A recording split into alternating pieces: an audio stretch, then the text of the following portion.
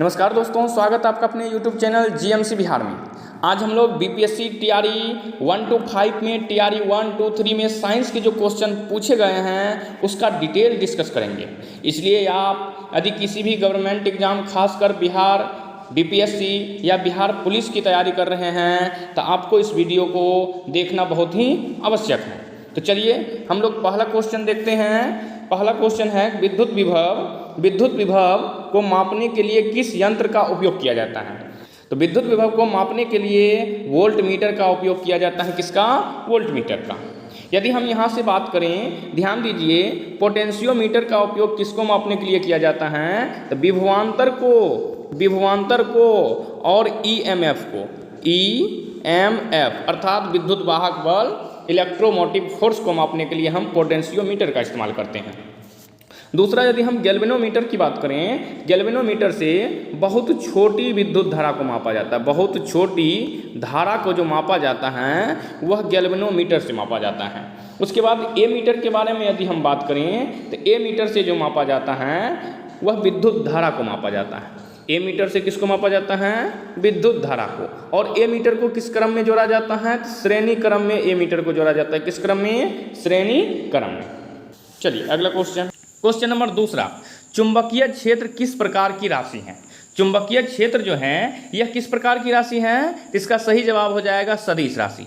चुंबकीय क्षेत्र जो है यह सदिश राशि है। अब चुंबकीय क्षेत्र को सदिश राशि क्यों कहा जाता है? क्योंकि चुंबकीय क्षेत्र में परिमाण और दिशा दोनों होते हैं। इसमें परिमाण भी होते हैं और क्या होते हैं? दिशा भी होते हैं। इसलिए इसे हम सदिश राशि के नाम से जानते हैं। तो आपको याद रखना है कि जिसमें परिमाण और दिशा दोनों होते हैं उसे हम किस नाम से जानते हैं? सदिश राशि के नाम से जानते हैं। यदि हम बात करें चुंबकीय क्षेत्र के एसआई मात्रक के बारे में, तो चुंबकीय क्षेत्र का एसआई मात्रक जो होता है वह टेस्ला होता है। ध्यान रखना, टेस्ला। चुंबकीय क्षेत्र का एसआई मात्रक टेस्ला होता है। और दो चुंबकीय रेखाएं जो हैं कभी भी एक दूसरे को काटती नहीं है। ध्यान रखना इस बात को, दो चुंबकीय रेखाएं कभी भी एक दूसरे को काटती नहीं है। इस बात को बिल्कुल ही ध्यान में रखना है। चलिए अगला क्वेश्चन की तरफ। क्वेश्चन नंबर तीसरा, व्यक्ति पृथ्वी पर सबसे अधिक दाब किस स्थिति में डालता है?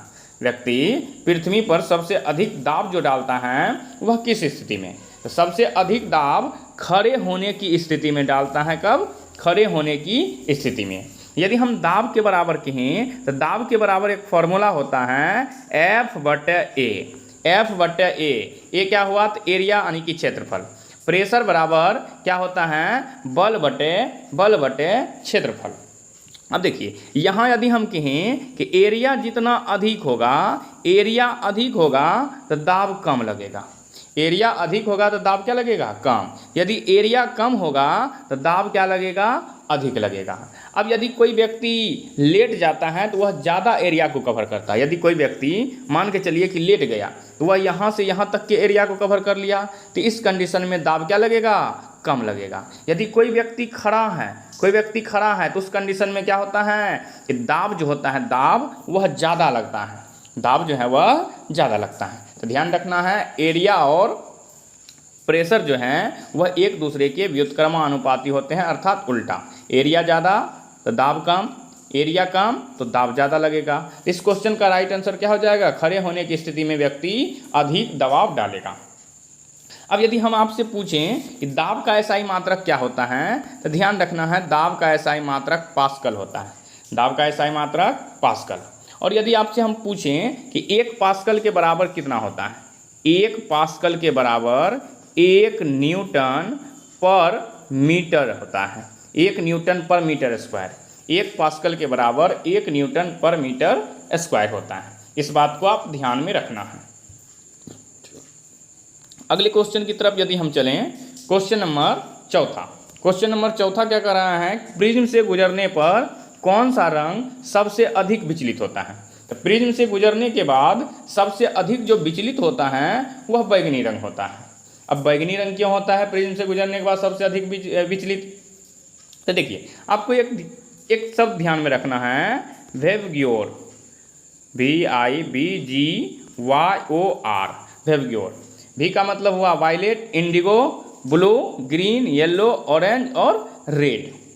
अब इसमें यदि वेव्योर में याद रखना है, वेव्योर में देखिए यहाँ वायलेट है यानी कि बैगनी रंग है, यह बैगनी है, और सबसे लास्ट में क्या है, सबसे लास्ट में क्या है, तो यह रेड है यानी कि लाल है। इसमें लाल रंग का तरंगदैर्घ्य जो है, लाल रंग का तरंगदैर्घ्य वह सबसे अधिक होता है, लाल रंग का तरंगदैर्घ्य अधिक होता है। जिसका तरंगदैर्घ्य अधिक होता है वह कम विचलित होता है, मतलब कम उसका बिखराव होता है। लाल रंग का बिखराव कम होता है, इसलिए लाल रंग हमें दूर से भी दिखाई पड़ जाता है। तो लाल रंग का तरंगदैर्घ्य अधिक होने के कारण इसका विचलन जो होता है, बिखराव जो होता है वह कम होता है। लेकिन बैगनी रंग का जो तरंगदैर्घ्य होता है, बैगनी रंग का तरंगदैर्घ्य वह कम होता है। बैगनी रंग का तरंगदैर्घ्य कम होने के कारण इसका विचलन क्या होता है, ज़्यादा होता है, इसका बिखराव क्या होता है, ज़्यादा होता है, मतलब यह ज़्यादा फैलता है। ज़्यादा फैलने के कारण ही हमें आकाश का रंग जो है वह नीला भी दिखाई देता है। तो यहाँ इस यदि बैगनी नहीं होता तब इसका जवाब क्या होता, नीला होता, लेकिन यहाँ बैगनी है तो इसका सही जवाब क्या हो जाएगा, बैगनी होता है, बैगनी। तो चलिए ध्यान रखना है, लाल रंग का तरंगदैर्घ्य अधिक और बैगनी रंग का तरंगदैर्घ्य कम होता है। अब अगले क्वेश्चन की तरफ यदि हम चलें, क्वेश्चन नंबर 5वां, मिट्टी के तेल में बर्फ का टुकड़ा पिघलने पर द्रव का स्तर क्या होगा। जब मिट्टी के तेल अर्थात किरोसिन में क्या डाला जाता है, बर्फ का टुकड़ा डाला जाता है, तब जो है द्रव का स्तर क्या होगा। तो तब क्या होगा, द्रव का स्तर इसमें घटता है। क्या होता है, द्रव का स्तर घटता है। तो इसका राइट आंसर हो जाएगा ऑप्शन बी, घटेगा। अब यदि हम कहें, देखिए बर्फ पिघलकर पानी बनता है तो समान द्रव्यमान का पानी का आयतन जो है, आयतन वह कम आयतन घेरता है। जब बर्फ पिघल करके पानी बनती हैं तो समान द्रव्यमान का पानी कम आयतन को घेरती है, इसलिए हम कहते हैं कि इसका आयतन जो होगा वह क्या होगा, घट जाएगा। एक चीज़ ध्यान में रखना, इसका तो यह आंसर हो गया। एक चीज़ ध्यान रखना है कि यदि हम तापमान को बढ़ाते हैं तो आयतन बढ़ता है, यदि टेम्परेचर को हम बढ़ाते हैं, टेम्परेचर को, तो आयतन जो होता है, वॉल्यूम, वह क्या होता है, बढ़ जाता है। एक चीज़ और बहुत ही इंपॉर्टेंट क्वेश्चन ध्यान में रखना, यह कई बार क्वेश्चन पूछा गया है कि जल का घनत्व अधिकतम कब होता है। तो जल का अधिकतम जो घनत्व होता है, जल का अधिकतम घनत्व वह 4 डिग्री सेल्सियस पर जल का अधिकतम घनत्व होता है। तो ध्यान रखना है, तापमान बढ़ाने पर आयतन बढ़ता है। जल का घनत्व अधिकतम कब होता है, तो 4 डिग्री सेल्सियस पर जल का घनत्व अधिकतम होता है। और इस क्वेश्चन का क्या जवाब होगा, तो घटेगा। ऑप्शन बी जो है घटेगा, इस क्वेश्चन का सही जवाब होगा। अब हम लोग अगले क्वेश्चन की तरफ चलते हैं। क्वेश्चन नंबर 6, निम्नलिखित में से किसका पीएच मान 7 से अधिक होता है। निम्नलिखित में से किसका पीएच मान जो है वह 7 से अधिक होता है। तो ध्यान रखना, इस क्वेश्चन का सही जवाब हो जाएगा रक्त प्लाज्मा, अर्थात रक्त का पीएच मान जो है वह 7 से अधिक अर्थात 7.4 होता है। रक्त का पीएच मान कितना होता है, 7.4। तो यदि 7 से अधिक पीएच मान होता है तो वह जो है क्षारीय होता है। तो रक्त क्या है, क्षारीय है, ध्यान में रखना। यदि 7 से कम मान हुआ, 7 से कम, तो वह अम्लीय होता है। 7 से कम पीएच मान होता है तो क्या होता है, अम्लीय। और 7 से अधिक पीएच मान होता है तो वह क्या होता है, क्षारीय। यदि 7 ही रहा तब पीएच मान, यदि 7 ही रहा तब विलयन कैसा होता है, उदासीन। तो ध्यान रखना है, अम्लीय विलयन का मान 7 से कम होता है, और जितना कम अम्लीय विलयन का पीएच मान होगा वह उतना प्रबल अम्ल कहलाता है। लेकिन यदि जितना 7 से ज़्यादा मान होगा, 7 से जितना ज़्यादा मान होगा, क्षारीयता गुण उतना क्या होगा, बढ़ते जाएगा। और 7 जो है, 7 यदि पीएच मान होता है तो वह विलयन क्या होता है, उदासीन, जैसे जल उदासीन है। अब यहाँ नींबू का रस का बात करें तो यह तो खट्टा होता है, मतलब अम्लीय है, यानी कि इसका पीएच मान क्या होगा, 7 से कम। गैस्ट्रिक जूस, गैस्ट्रिक जूस किसको कहते हैं, HCl को गैस्ट्रिक जूस कहते हैं। किसको, HCl को, हाइड्रोक्लोरिक अम्ल को। इसका पीएच मान लगभग 1 से 2 के बीच होता है, तो यह बहुत ज़्यादा अम्लीय है। और शुद्ध जल का पीएच मान, अभी हम तुरंत बताए थे, शुद्ध जल का पीएच मान 7 के आसपास होता है, 7 के आसपास, मतलब 7 होता है, इसलिए से हम उदासीन कहते हैं। एक चीज़ और ध्यान में रखना है कि अम्ल जो है नीले लिटिमस पत्र को लाल कर देता है। अम्ल नीले लिटिमस पत्र को क्या कर देता है, लाल। और क्षार जो है जस्ट इसका विपरीत, क्षार जस्ट इसका विपरीत, लाल लिटिमस पत्र को क्या कर देता है, नीला कर देता है। लाल लिटिमस पत्र को नीला कर देता है, ध्यान में रखना है। इसका पीएच मान 7 से अधिक होता है, जिसका राइट आंसर क्या हो जाएगा, ऑप्शन सी, रक्त प्लाज्मा। अगला क्वेश्चन, क्वेश्चन नंबर 7, सामान्य मानव नेत्र के लेंस की फोकस दूरी लगभग कितनी होती है। ध्यान रखना यहाँ बात किसका किया गया है, यदि हम बात करें तो यहाँ आँख का बात किया गया है। आँख के लेंस और रेटिना जो होता है, रेटिना इसके बीच की दूरी जो है वह कितना होता है। तो ध्यान रखना इसका राइट जो क्वेश्चन आंसर होगा वह होगा 2 सेंटीमीटर। कितना होता है 2 सेंटीमीटर। यहाँ हमें आँख की न्यूनतम दूरी नहीं पूछा गया है, लेंस और रेटिना की बीच की दूरी जो है हमें पूछा गया है। तो इसका राइट आंसर क्या हो जाएगा, ऑप्शन ए 2 सेंटीमीटर। ध्यान रखना इसका right answer option A 2 centimetre है। अब यदि हम बात करें, देखिए आँख की न्यूनतम जो स्पष्ट दृष्टि की न्यूनतम दूरी जो होती है, आँख की स्पष्ट दृष्टि की न्यूनतम दूरी वह 25 सेंटीमीटर होती है। ध्यान रखना 25 सेंटीमीटर। लेकिन अधिकतम दूरी की बात करें, यदि हम अधिकतम दूरी की बात करें तो आँख की अधिकतम दूरी की बात करें तो वह अनंत होता है, अनंत। मतलब आँख कहाँ तक की वस्तुओं को देख सकता है, तो अनंत दूरी तक के। लेकिन निकट से निकट कितने निकट की वस्तुओं को देख सकता है, तो 25 सेंटीमीटर तक की वस्तु को देख सकता है। और एक चीज़ ध्यान रखना है कि आँख में किसी भी वस्तु का प्रतिबिंब कहाँ बनता है, तो आपको ध्यान रखना है कि आँख में किसी भी वस्तु का प्रतिबिंब रेटिना पर बनता है। आँख में किसी भी वस्तु का प्रतिबिंब कहाँ बनता है, रेटिना पर। और कैसा बनता है, तो ध्यान रखना है आँख से जब हम कोई भी वस्तु देखते हैं, तो जब कोई भी वस्तु देखते हैं, जैसे मान के चलिए हम फूल को देख लिए तो कहते हैं वाह कितना सुंदर फूल है, वाह। तो वाव से याद रखना है, जैसे हम लिखे वाव से याद रखना है कि वास्तविक और उल्टा। आँख के द्वारा कैसा प्रतिबिंब बनता है, वास्तविक और उल्टा। अब आँख में कौन सा लेंस होता है, तो ध्यान रखना आँख में देखो ओ से क्या हो गया, उत्तल। तो आँख में उत्तल लेंस होता है और उत्तल लेंस के द्वारा कौन सा प्रतिबिंब बनता है, वास्तविक और उल्टा।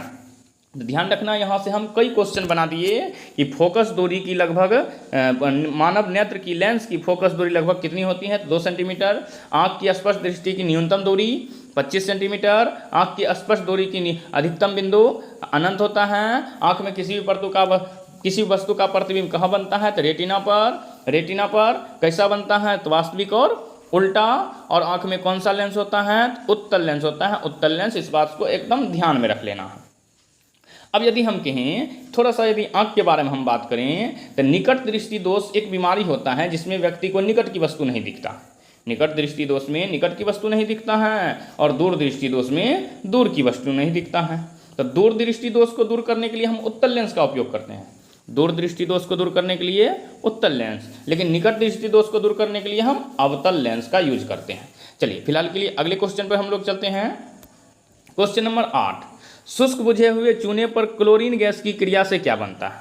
शुष्क बुझे हुए चूने पर क्लोरीन गैस की क्रिया से क्या बनता है। तो इसका राइट जो आंसर होगा वह ब्लीचिंग पाउडर बनता है। क्या बनता है, ब्लीचिंग पाउडर। यदि ब्लीचिंग पाउडर का आप लोग को सूत्र पता नहीं है, ध्यान रख लीजिए, CaOCl2।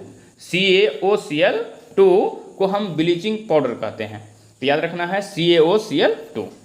अब देखिए क्या करा, शुष्क बुझे हुए चूने, तो शुष्क बुझे हुए चूने का फॉर्मूला होता है CaOH2। अब प्लस जब क्लोरीन के साथ इसका क्रिया कराते हैं तो क्या बनता है, विरंजक चूर्ण बनता है। अब यहाँ देखिए CaOH2 जो लिखे हैं हम, CaOH2, इसी को हम लोग बोलते हैं बुझा हुआ चूना।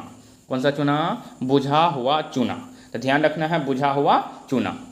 यदि हम लिख देंगे CaO तो इसको हम कहते हैं अनबुझा चूना। अनबुझा चूना या इसी को हम लोग बोलते हैं कली चूना। अनबुझा चूना या इसी को हम लोग क्या बोल देते हैं, कली चूना। अब यदि शुष्क मतलब कैल्शियम हाइड्रोक्साइड भी इसको बोलते हैं, शुष्क बुझे हुए चूने पर क्लोरीन गैस प्रवाहित करते हैं तो क्या बनता है, विरंजक चूर्ण अर्थात ब्लीचिंग पाउडर बनता है। यदि हम ब्लीचिंग पाउडर की बात करें तो इसका उपयोग कहाँ किया जाता है, तो जल के कीटाणुओं को मारने में। जल के कीटाणुओं को क्या चीज़ में, जल के कीटाणु को मारने में। ध्यान रखना है, जल के कीटाणु को क्या करने में, मारने में हम ब्लीचिंग पाउडर का यूज करते हैं। इसके अलावा इसका उपयोग कपड़ों और कागज को विरंजित करने में किया जाता है। मतलब कपड़ों और कागज के रंगों को हटाने में हम ब्लीचिंग पाउडर का उपयोग किया जाता है। यानी कि रंग को हटाने में, रंग को क्या चीज़ करने में, हटाने में ब्लीचिंग पाउडर का क्या किया जाता है, यूज किया जाता है।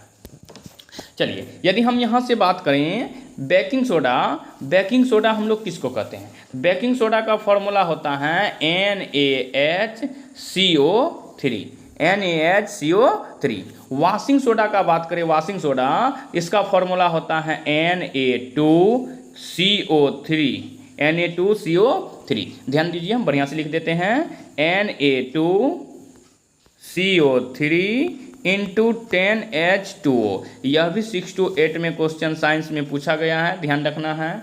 और बेकिंग सोडा का NaHCO3 होता है। ब्लीचिंग पाउडर का तभी हम देखें लिए CaOCl2। चलिए, अब अगले क्वेश्चन की तरफ चलते हैं। अगला क्वेश्चन है कि माता पिता के गुणों का संतान में स्थानांतरण क्या कहलाता है? माता पिता के गुणों का संतान में स्थानांतरण जो है वह क्या कहलाता है? तो वह आनुवांशिकता कहलाता है, हेरिडिटी। आनुवांशिकता अर्थात हेरिडिटी कहलाता है। क्या कहलाता है? आनुवांशिकता। अब यदि आनुवांशिकता की यदि हम इकाई के बारे में बात करें, इस आनुवांशिकता को कौन लेकर के जाता है? तो ध्यान रखना, जीन लेकर के जाता है। कौन लेकर के जाता है? जीन। आनुवांशिकता की इकाई को हम लोग क्या कह देते हैं? जीन। अब यदि हम बात करें जीन के बारे में, तो जीन जो बने होते हैं वह डीएनए के खंडों से बने होते हैं। यानी कि डीएनए के खंडों को ही हम लोग क्या कह देते हैं? जीन कह देते हैं। डीएनए के खंड को क्या कह देते हैं? जीन। अब यह डीएनए जो होता है, यदि हम पूछे आपको किसका पूरा नाम क्या होता है, तो deoxy nucleic acid, deoxy nucleic acid या डीऑक्सी राइबो न्यूक्लिक एसिड भी हम लोग बोलते हैं। यह पाया कहाँ जाता है? तो डीएनए जो है यह केंद्रक में होता है। डीएनए कहाँ होता है? केंद्रक में। आपको ध्यान रखना, डीएनए कहाँ होता है? केंद्रक में, अर्थात नाभिक में होते हैं। चलिए, अगले क्वेश्चन की तरफ यदि हम लोग चलें, क्वेश्चन नंबर 10। ओम के नियम को सत्यापित करने के लिए ए मीटर और वोल्ट मीटर को परिपथ में कैसे जोड़ा जाता है? ए मीटर और वोल्ट मीटर को परिपथ में जो है वह कैसे जोड़ा जाता है? तो ए मीटर को श्रेणी क्रम में और वोल्ट मीटर को समांतर क्रम में जोड़ा जाता है। इसका राइट आंसर हो जाएगा ऑप्शन सी। इस सवाल का राइट आंसर क्या हो जाएगा? Option C. ए मीटर को श्रेणी क्रम में जोड़ा जाता है और वोल्ट मीटर को किसमें? समांतर क्रम में जोड़ा जाता है। यदि हम बात करें ए मीटर, तो हम इससे पहले ही क्वेश्चन में बताए थे कि ए मीटर क्या करता है? तो ए मीटर विद्युत धारा को मापता है। ए मीटर किसको मापता है? विद्युत धारा को मापता है। और ए मीटर को हमेशा किस में जोड़ा जाता है? तो श्रेणी क्रम में अर्थात सीरीज में जोड़ा जाता है। ए मीटर को हमेशा श्रेणी क्रम अर्थात सीरीज में जोड़ा जाता है। यदि हम कहें आदर्श ए मीटर का प्रतिरोध क्या होता है? आदर्श ए मीटर का प्रतिरोध, तो ध्यान रखना है, आदर्श ए मीटर का प्रतिरोध 0 होता है। और वोल्ट मीटर को हमेशा किस में जोड़ा जाता है? समांतर क्रम में। वोल्ट मीटर को हमेशा किस में जोड़ा जाता है? समांतर क्रम में। यदि हम बात करें वोल्ट मीटर, आदर्श वोल्ट मीटर का प्रतिरोध कितना होता है? आदर्श वोल्ट मीटर का प्रतिरोध तो वह बहुत अधिक होता है। क्या होता है? बहुत अधिक। आदर्श वोल्ट मीटर का प्रतिरोध बहुत अधिक। यदि हम बात करें प्रतिरोध का एसआई मात्रक क्या होता है, तो प्रतिरोध का एसआई मात्रक ओम होता है। ध्यान में रखना है, प्रतिरोध का एसआई मात्रक ओम। विद्युत धारा का एसआई मात्रक एम्पियर। विद्युत धारा का एसआई मात्रक एम्पियर। विभवांतर का एसआई मात्रक वोल्ट। विभवांतर का एसआई मात्रक वोल्ट। क्वेश्चन नंबर आगे 11 नंबर में क्या कर रहा है? तनु हाइड्रोक्लोरिक अम्ल को लोहे के बुरादे में डालने पर क्या होता है? जब तनु हाइड्रोक्लोरिक अम्ल अर्थात HCl को लोहे के बुरादे अर्थात Fe पर डालते हैं तो क्या बनता है? तो क्या बनता है? तो FeCl2 बनता है और हाइड्रोजन गैस जो है वह मुक्त होती है। कौन सी गैस मुक्त होती है? हाइड्रोजन गैस, यानी कि आयरन क्लोराइड बना।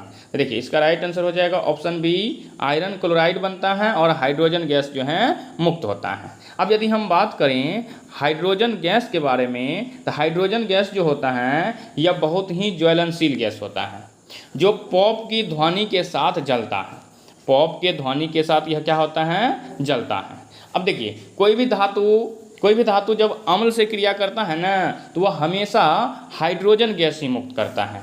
लेकिन हाइड्रोजन जब क्रियाशीलता श्रेणी में जो हाइड्रोजन से नीचे धातु आते हैं, जैसे Cu, Ag, Au, इन सब से क्रिया करके अम्ल हाइड्रोजन गैस मुक्त नहीं करता है। यानी कि अम्ल इन धातुओं से क्रिया करता ही नहीं है, तो हाइड्रोजन गैस मुक्त नहीं करता है। हाइड्रोजन से ऊपर जो भी धातु होते हैं उनसे अम्ल क्रिया करके हमेशा कौन से गैस मुक्त कर रहे हैं? तो हाइड्रोजन गैस मुक्त करते हैं। इस बात को ध्यान में रखना। और हाइड्रोजन कौन सी ध्वनि के साथ जलते हैं? तो पोप की ध्वनि के साथ।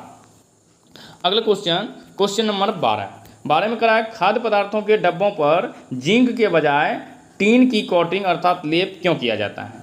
खाद्य पदार्थों के डब्बों पर जिंक के बजाय टीन की कोटिंग जो है वह क्यों किया जाता है, इसका कारण है जिंक जो है ना टीन से अधिक क्रियाशील होता है। तो यहाँ यही कहना है कि जिंक जो है टीन से अधिक क्रियाशील होता है। तो इसका राइट आंसर हो जाएगा ऑप्शन बी, जिंक जो है वह टीन से अधिक क्रियाशील है। जिंक टीन से क्या है, अधिक क्रियाशील। अब देखिए, जंग से बचाने के लिए लोहे के ऊपर यदि जिंक का परत चढ़ाया जाता है ना, इसको हम लोग कहते हैं गैल्वेनाइजेशन कहते हैं। चलिए अगला क्वेश्चन, क्वेश्चन नंबर 13, अंडाशय के प्रमुख कार्य कौन से हैं। तो अंडाशय के प्रमुख कार्य कौन से हैं, तो अंडाशय के जो प्रमुख कार्य हो जाएंगे, तो यह डिंब का निर्माण करता है, प्रोजेस्टेरॉन और एस्ट्रोजन का स्राव करता है। तो ऑप्शन सी इसका सही जवाब हो जाएगा कि डिंब का निर्माण तथा प्रोजेस्टेरॉन और एस्ट्रोजन का स्राव करता है। तो ऑप्शन सी इसका सही जवाब हो जाएगा। यदि हम बात करें एस्ट्रोजन यह महिलाओं में जो है द्वितीयक लैंगिक लक्षणों को निर्देशित करता है। महिलाओं में जो द्वितीयक लैंगिक लक्षण होता है यह उसको निर्देशित करता है। और प्रोजेस्टेरॉन जो है यह गर्भावस्था को बनाए रखता है। प्रोजेस्टेरॉन गर्भावस्था को क्या करता है, बनाए रखता है। यदि हम पूछे कि मानव में निषेचन कहाँ होता है, तो आपको ध्यान रखना है कि मानव में निषेचन फैलोपियन नलिका में होता है। कहाँ, फैलोपियन नलिका में मानव में क्या होता है, निषेचन होता है। चलिए अगला सवाल, क्वेश्चन नंबर 14, इमली में मुख्य रूप से कौन सा अम्ल पाया जाता है। इमली में मुख्य रूप से कौन सा अम्ल पाया जाता है, तो इमली में जो है टार्टरिक अम्ल पाया जाता है। इमली में कौन सा अम्ल पाया जाता है, टार्टरिक अम्ल पाया जाता है। यदि हम सिट्रिक अम्ल के बारे में बात करें, तो सिट्रिक अम्ल नींबू में पाया जाता है। नींबू में कौन अम्ल, सिट्रिक अम्ल। लैक्टिक अम्ल के बारे में बात करें तो लैक्टिक अम्ल कहाँ पाया जाता है, तो दही में। लैक्टिक अम्ल दही में। यदि फॉर्मिक अम्ल के बारे में बात करें, फॉर्मिक अम्ल, तो यह कहाँ पाया जाता है, चींटी के डंक में। चींटी के डंक में कौन सा अम्ल पाया जाता है, फॉर्मिक अम्ल। चींटी के डंक में फॉर्मिक अम्ल पाया जाता है। चलिए अगला question, question number 15, coliform bacteria मुख्य रूप से कहाँ पाए जाते हैं। कॉलीफॉर्म एक बैक्टीरिया है जो मुख्य रूप से कहाँ पाए जाते हैं, तो मनुष्यों और गर्म रक्त वाले जानवरों के पाचन तंत्र में पाया जाता है। मनुष्य और गर्म रक्त वाले जानवर के पाचन तंत्र में कॉलीफॉर्म नामक जो है बैक्टीरिया यह पाया जाता है।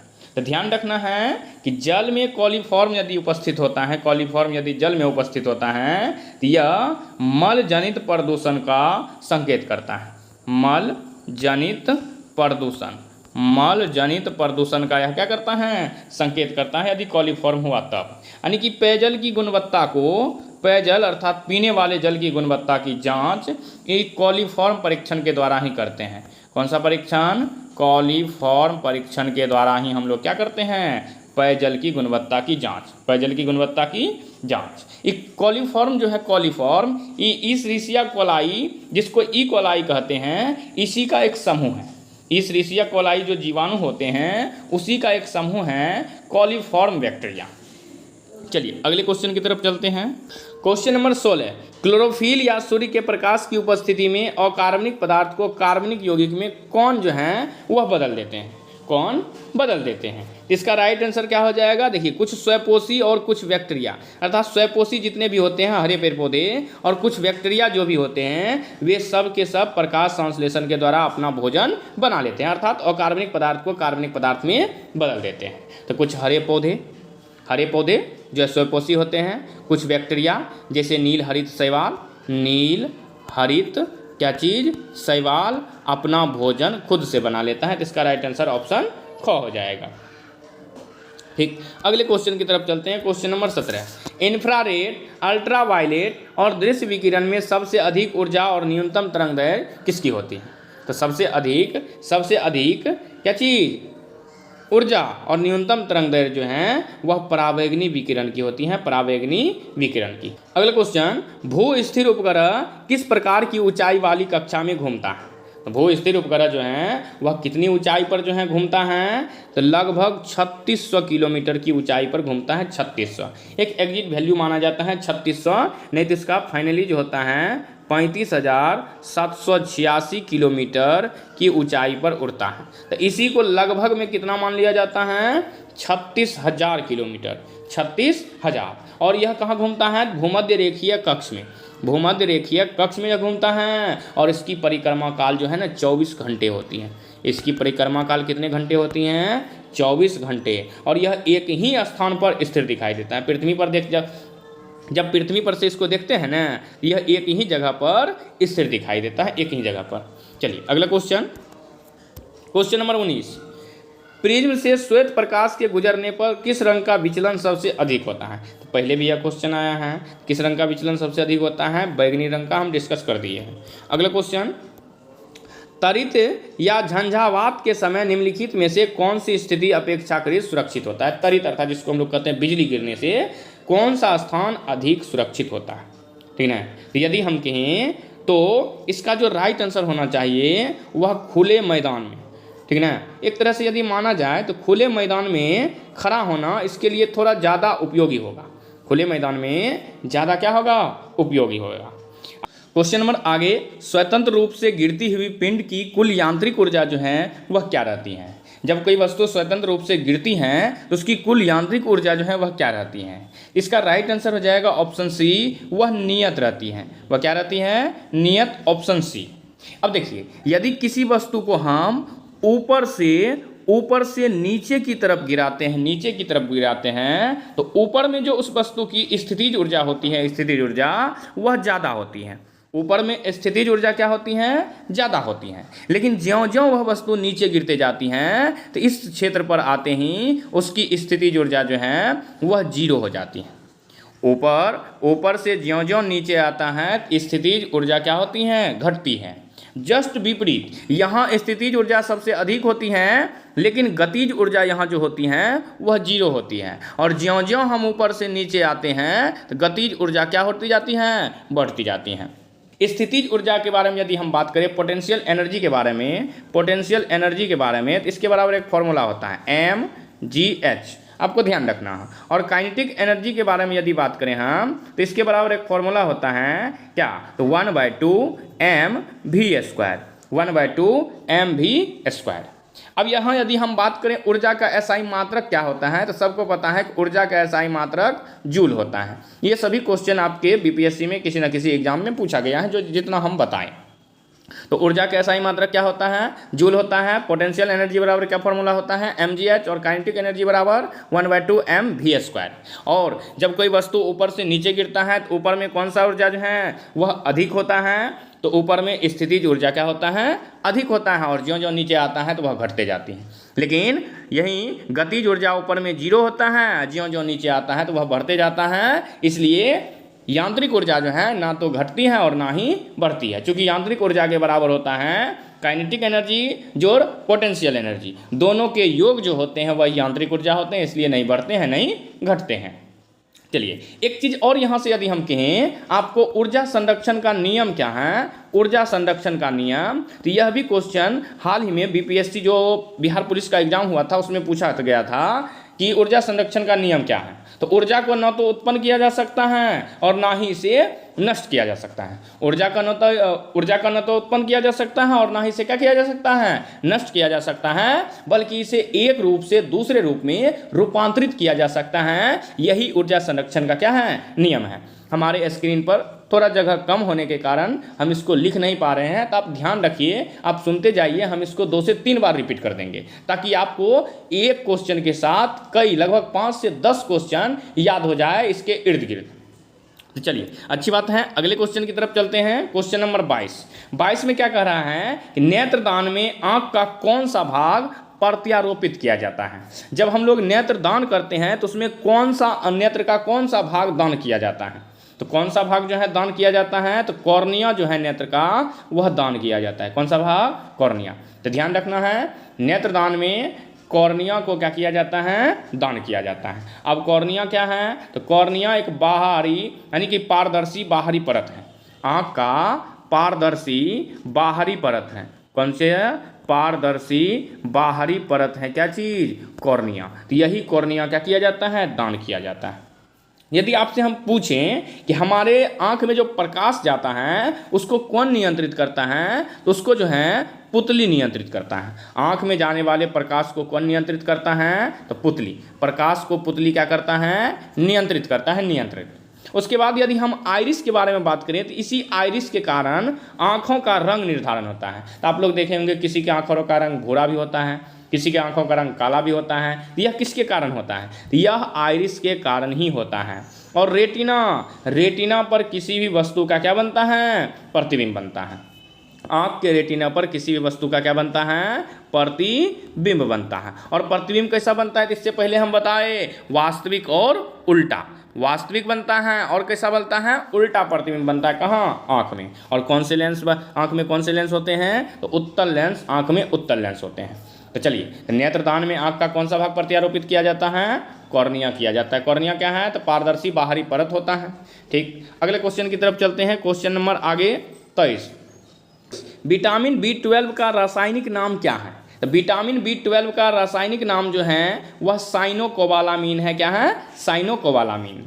थायमिन किस विटामिन का नाम है, तो थायमिन विटामिन B1 का रासायनिक नाम है। राइबोफ्लेविन किसका है, तो विटामिन B2 का रासायनिक नाम राइबोफ्लेविन है। और विटामिन B3 का रासायनिक नाम जो है वह नियासिन है, नियासिन। विटामिन B3 का रासायनिक नाम नियासिन है। और विटामिन B12 का रासायनिक नाम अभी हम तुरंत बताएं, साइनोकोबालामीन। यदि विटामिन C के रासायनिक नाम के बारे में हम बात करें तो इसका होता है एस्कॉर्बिक अम्ल।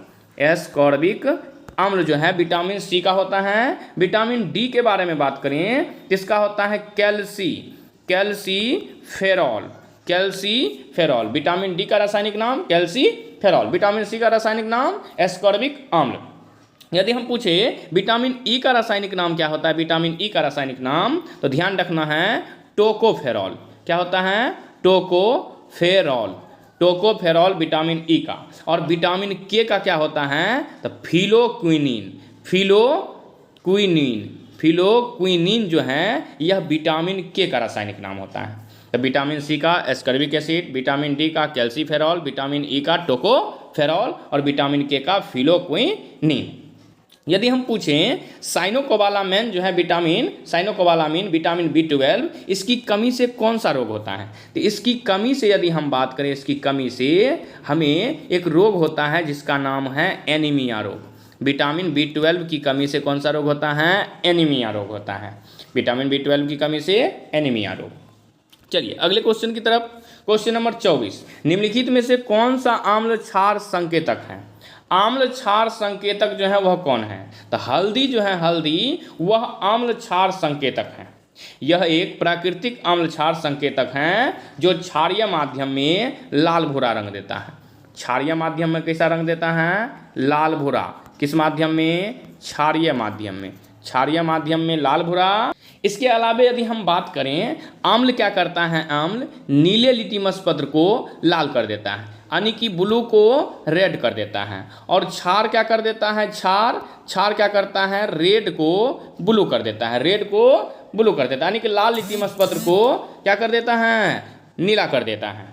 ठीक, इसके बाद यदि हम बात करें, एक और क्वेश्चन पूछा जाता है, फिनोप्थिलीन क्षारीय माध्यम में कैसा रंग देता है, तो फिनोप्थिलीन क्षारीय माध्यम में गुलाबी रंग देता है। आपको ध्यान रखना, क्या चीज़, फिनोप्थिलीन क्षारीय माध्यम में कैसा रंग देता है, गुलाबी रंग देता है। इसके अलावा एक और क्वेश्चन पूछा जाता है, मिथाइल ऑरेंज।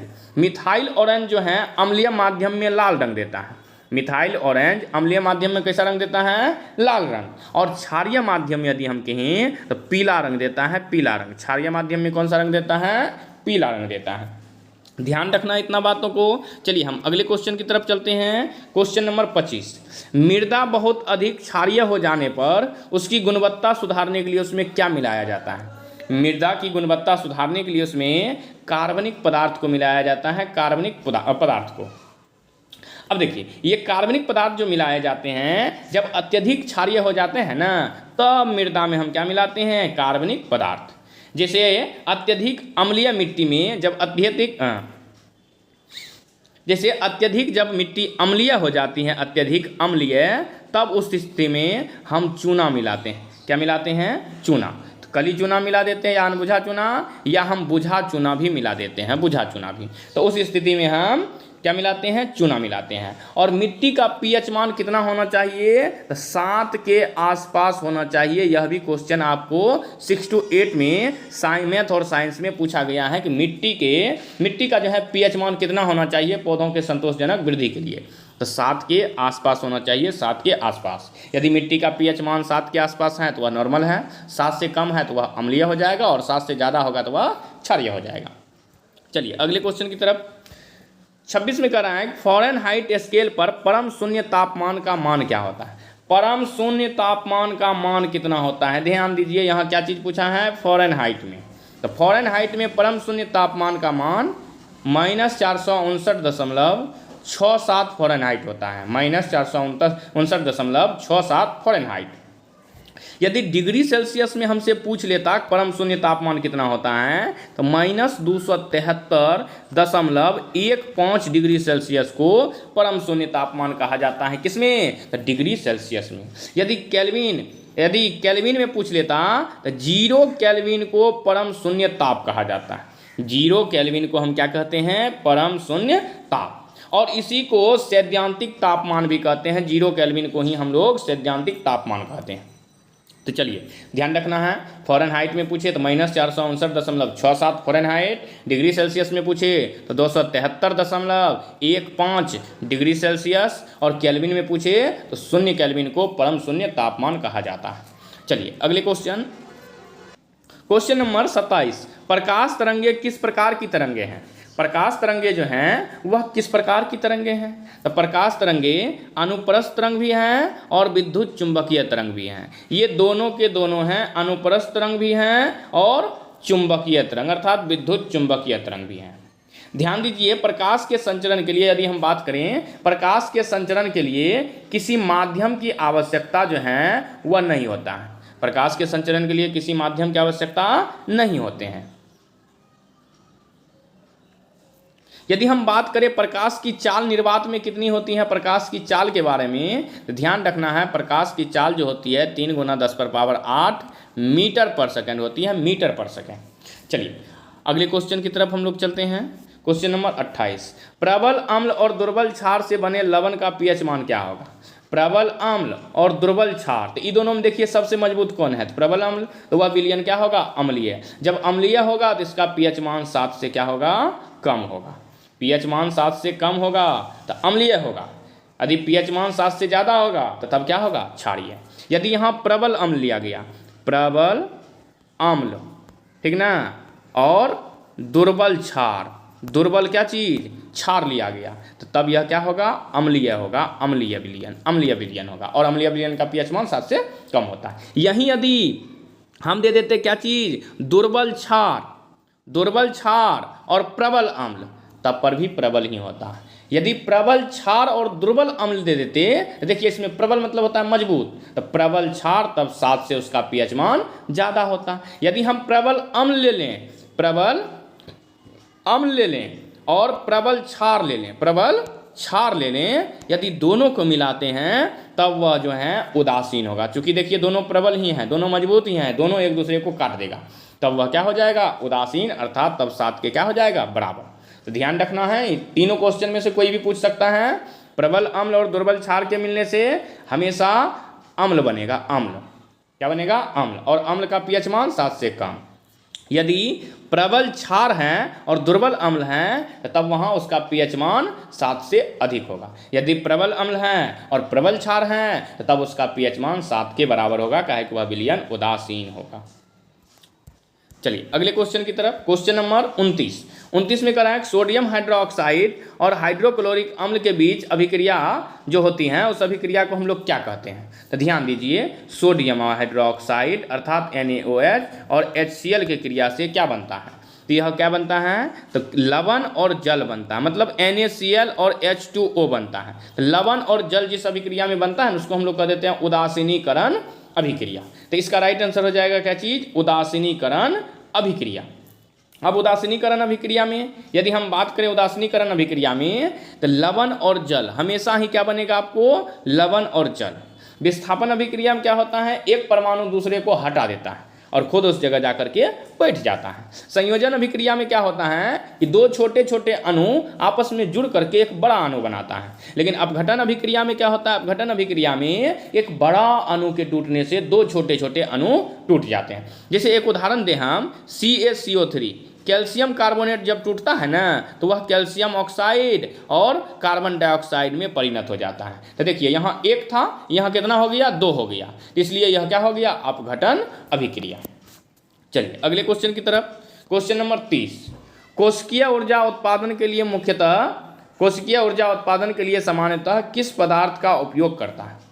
कोशिका जो है ऊर्जा के उत्पादन के लिए किसका उपयोग करता है? तो सबको पता है, ग्लूकोज का। यदि हम पूछे आपसे ग्लूकोज का सूत्र क्या होता है? C6H12O6 जो है यह ग्लूकोज का सूत्र होता है।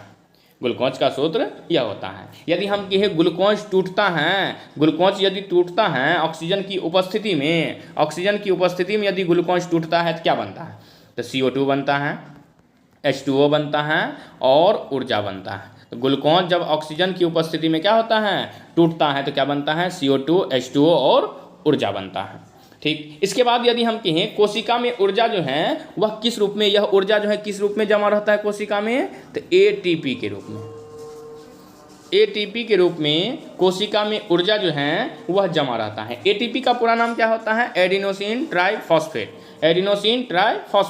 और कोशिकीय श्वसन कहाँ होता है? ये जो कोशिकीय श्वसन होता है ये कहाँ होता है? तो माइटोकॉन्ड्रिया में होता है। कहाँ होता है कोशिकीय श्वसन? माइटोकॉन्ड्रिया में। माइटोकॉन्ड्रिया को ही हम एक नाम देते हैं power house of the cell. Power house of the cell हम लोग किसको कहते हैं? तो ध्यान रखना है, माइटोकॉन्ड्रिया को हम यहाँ लिख देते हैं, क्योंकि हमारे स्क्रीन पर जगह बहुत कम है, तो ध्यान रखना है, बोल के ही ज़्यादा कामें करेंगे। चलिए अगले क्वेश्चन की तरफ चलते हैं। क्वेश्चन नंबर 31, पीयूष ग्रंथि अर्थात पिट्यूटरी ग्लैंड का मुख्य कार्य क्या है? पीयूष ग्रंथि का मुख्य कार्य जो है वह क्या है? तो इसका काम है शरीर के अंगों की वृद्धि को उत्तेजित करना। शरीर के अंगों के वृद्धि को क्या करना? उत्तेजित करना पीयूष ग्रंथि का ही काम है। यानी कि वृद्धि हार्मोन का जो स्राव करता है यह पिट्यूटरी यानी कि पीयूष ग्रंथि ही करता है। पीयूष ग्रंथि अर्थात पिट्यूटरी ग्रंथि के द्वारा ही कौन से हार्मोन का? तो वृद्धि हार्मोन का स्राव होता है। यदि वृद्धि हार्मोन कम निकला तब आदमी या व्यक्ति बौनापन का शिकार होता है, बौनापन का। यदि वृद्धि हार्मोन अधिक निकला तब एक रोग होता है जिसको हम लोग कहते हैं जाइगेटिज्म। क्या चीज़? जाइगेटिज्म। हम यहाँ लिख देते हैं जाइगेटिज्म या विशालकाय रोग कहते हैं, विशालकाय। ठीक ना? तो पीयूष ग्रंथि का नियंत्रण किसके द्वारा होता है? ध्यान रखना, पीयूष ग्रंथि का नियंत्रण हाइपोथैलेमस के द्वारा होता है, हाइपोथैलेमस के द्वारा। पीयूष ग्रंथि का नियंत्रण हाइपोथैलेमस के द्वारा। क्वेश्चन नंबर 32, मस्तिष्क का कौन सा हिस्सा रक्तचाप को नियंत्रित करते हैं? मस्तिष्क का कौन सा हिस्सा जो है वह रक्तचाप को नियंत्रित करने से संबंधित है? तो पोन्स, मेडुला ऑब्लोंगेटा और सेरिबेलम जो पश्च मस्तिष्क के भाग होते हैं, ये तीनों जो हैं रक्तचाप को नियंत्रित करने का काम करता है। अब यहाँ देखिए, मेडुला ऑब्लोंगेटा जो है यह अनैच्छिक कार्यों को नियंत्रित करता है। अनैच्छिक कार्यों को नियंत्रित करने का काम मेडुला ऑब्लोंगेटा का है। अब अनैच्छिक कार्य कहने का मतलब है जो अपनी इच्छा के अनुसार नहीं होता, जैसे वॉमिटिंग, उल्टी होना, तो इन कार्यों का नियंत्रण मेडुला ऑब्लोंगेटा ही करते हैं। सेरिबेलम यह शरीर का सबसे महत्वपूर्ण अंग है, यही हमारे शरीर का संतुलन करता है। हमारे शरीर का संतुलन कौन करता है? तो सेरिबेलम जो है हमारे शरीर का क्या करता है? संतुलन करता है और मांसपेशियों में समन्वय स्थापित करता है, जिसके कारण हम कोई भी चीज़ को पकड़ पाते हैं।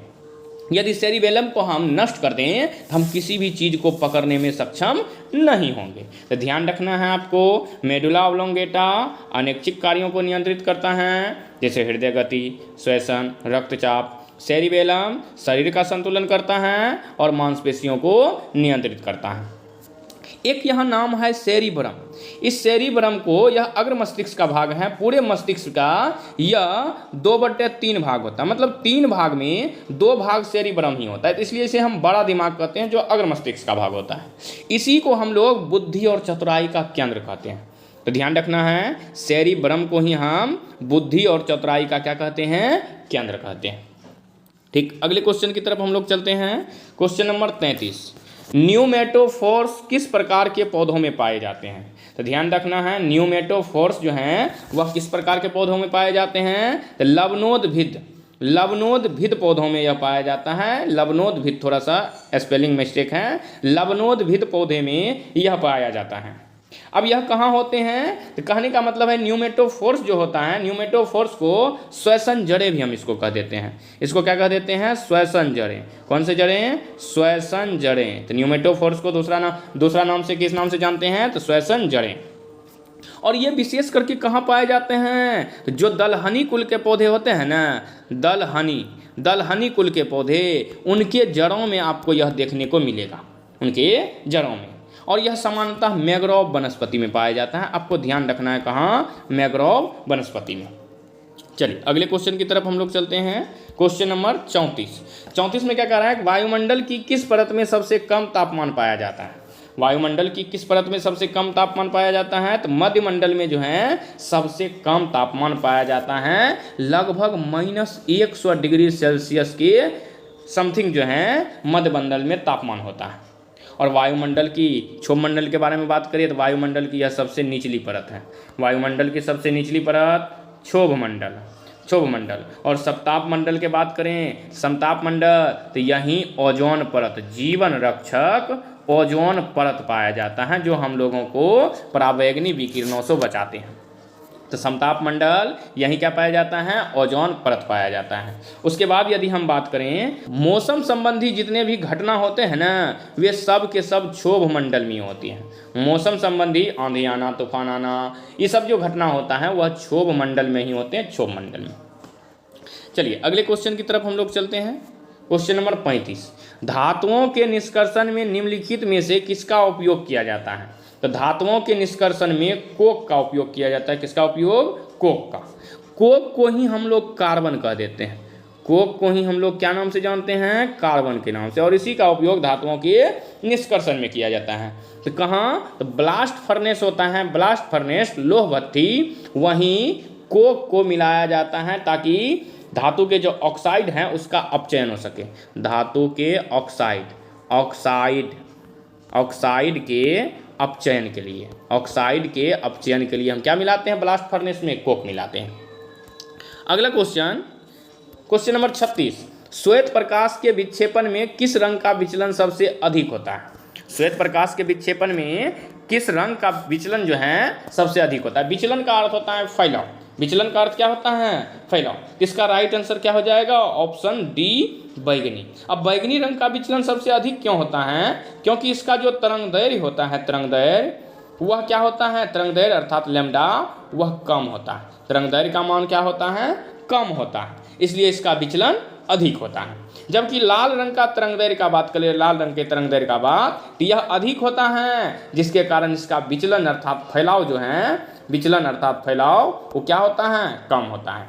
इसलिए लाल रंग हमें दूर से भी दिखाई पड़ जाता है। ध्यान रखना है, लाल रंग हमें दूर से भी दिखाई पड़ जाता है। तो हम इन्हें इसको याद करने का एक ट्रिक बताए थे, भिब ग्योर बताए थे। इसके आधार पर आप याद कर सकते हैं, पीछे भी क्वेश्चन आया था। चलिए अगला क्वेश्चन नंबर 37, किसी चालक का प्रतिरोध किसके सीधा समानुपाती होता है? किसी चालक का प्रतिरोध जो है वह किसके सीधा समानुपाती होता है? चलिए यदि हम प्रतिरोध के बारे में बात करें तो R बराबर एक फॉर्मूला होता है, प्रतिरोध बराबर raw into L by A. Raw into L by क्या चीज?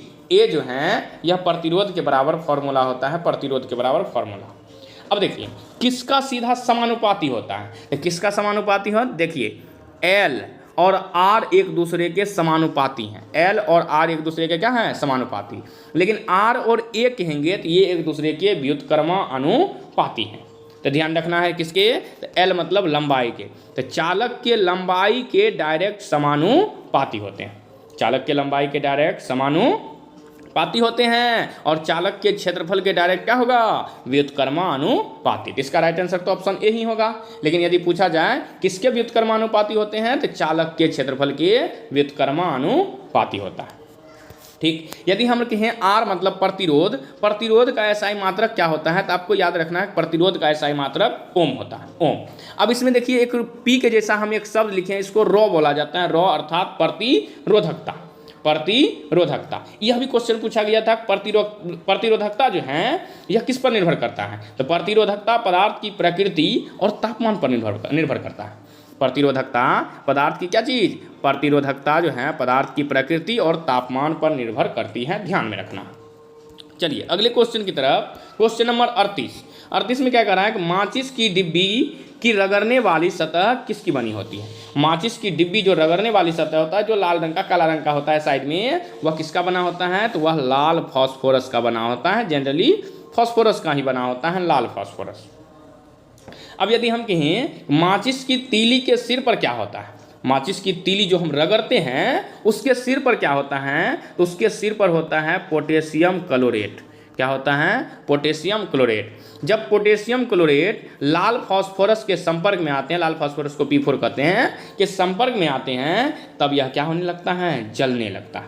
तब यह क्या होने लगता है? जलने लगता है, और हम कोई भी चीज़ को जलाते हैं। चलिए अगला क्वेश्चन की तरफ चलते हैं। क्वेश्चन नंबर 39, अल्कोहलिक पेय पदार्थ मिलने वाले अल्कोहल की रासायनिक पहचान करें। अल्कोहलिक पेय पदार्थ में कौन से अल्कोहल जो है वह पाया जाता है? तो इथेनॉल जो है उसे हम अल्कोहलिक पेय पदार्थ के नाम से जानते हैं। इसे हम इथाइल अल्कोहल भी कहते हैं। इसे और किस नाम से जानते हैं? इथाइल अल्कोहल के नाम से जानते हैं, इथाइल अल्कोहल। यही अल्कोहलिक पेय पदार्थ हैं।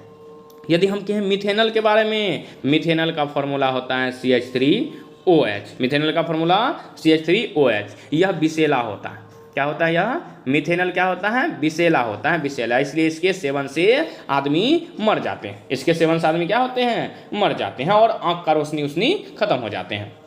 ठीक। इथेनॉल अर्थात इथाइल अल्कोहल का यदि हम सूत्र पूछें तो C2H5OH इसका फॉर्मूला होता है। और इसका उपयोग जो है ना गाड़ियों के ईंधन में भी किया जाता है, गाड़ियों के ईंधन में। चलिए अगला क्वेश्चन नंबर 40, ईंधन की दक्षता को किसके पदों में व्यक्त किया जाता है? तो ईंधन की दक्षता को कैलोरी मान में व्यक्त किया जाता है। क्या चीज़ में? कैलोरी मान में। ठीक ना? ईंधन की दक्षता को किस में व्यक्त किया जाता है? कैलोरी मान में व्यक्त किया जाता है। यदि अच्छा ईंधन होता है, अच्छा ईंधन, तो वहाँ धुआं कम देता है। अच्छा ईंधन ऊष्मा अधिक देता है। अच्छा ईंधन जो है वह ऊष्मा क्या देगा? अधिक देगा। अच्छा ईंधन ऊष्मा क्या देता है? अधिक। और धुआं क्या देता है? धुआं क्या देता है? तो धुआं कम देता है। ऊष्मा अधिक, धुआं कम देता है, ध्यान रखना इस बात को। चलिए अगले क्वेश्चन की तरफ।